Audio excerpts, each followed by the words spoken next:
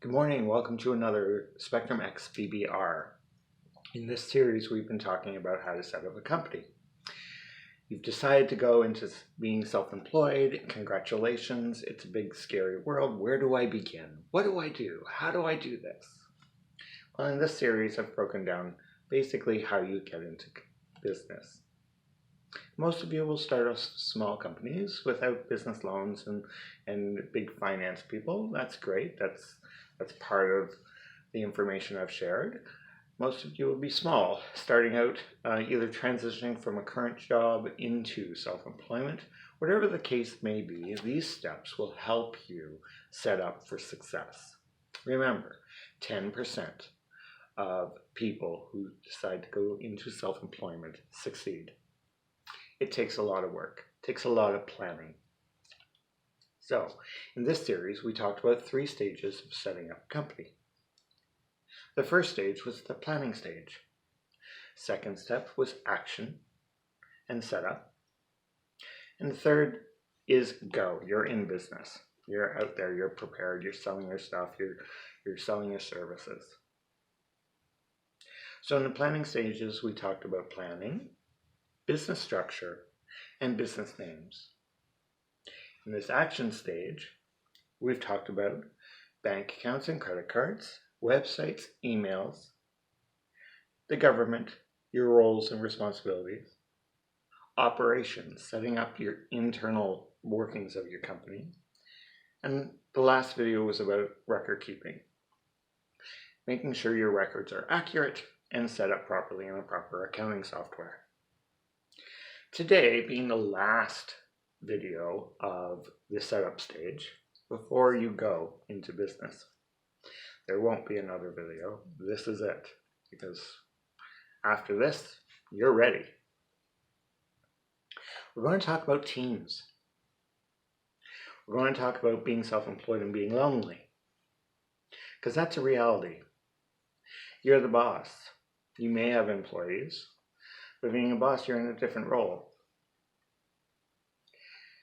We're going to talk about being alone, working alone,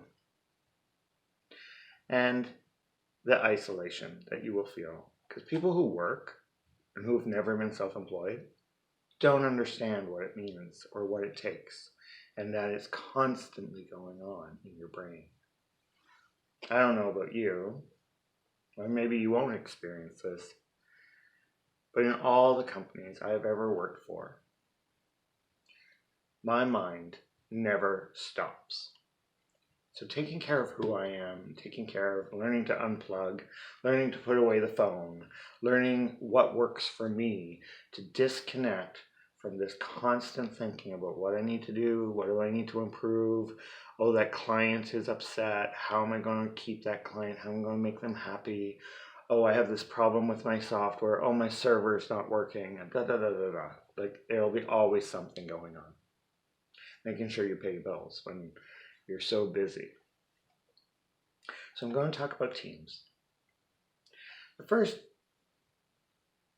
thing I really encourage entrepreneurs, remember, this is an investment in you, an investment into your life and your future. There will be money that you need to invest in, hiring certain people, key players. I encourage you to hire an accountant. Make sure your taxes are done right. Make sure that you maximize what's allowable, what they can maximize your tax return. So an accountant is a professional that can help you. Bookkeepers do not do taxes. Maybe they do, maybe they don't, but personally, hire an accountant. Have a lawyer on hand. We talked about insurance, we talked about whatever your industry standards are and how to protect yourself. Retain a lawyer. Make sure that you have one on call. There will be a time that you will need him. Guaranteed. Many people will go many years, but there will be a time you will be challenged at some point of your business life. Consider a bookkeeper. after you get used to your books, consider joining a peer group. And if you're interested in a peer group, Rad Connectors on Facebook is full of young entrepreneurs, full of people in business, and full of peers that are ready and willing to help you. So again, that's Rad Connectors. Lindsay Johnson is the group administrator. Lindsay is also a coach, much like myself.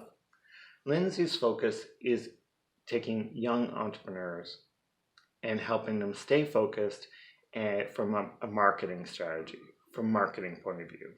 So as I said, I'm not a marketing specialist. Lindsay, that's her forte. Find the people for the needs that you need. For instance, I said I wasn't a marketing specialist. I said I wasn't a brand specialist. There are people out there. Connect with them. Pay for their services. Many people in the group will have packages for young entrepreneurs. Connect and learn. You can always hire myself as a coach. I help people with the operations and staying focused in what they want to do and where they want to go. But I do it not from a marketing point of view. I bring the human element and who you're being in that. Being caught up in the treadmill of your work and not running your company. You're so busy working, you're not running a company. Things are getting done. So what needs to be done? What infrastructure, what processes that you may have missed in the operations side? That's where I come in. If you have an online store, there are people out there who will help you set up that online store so it's efficient and perfect for you. Branding, figuring out how you present yourself to the world.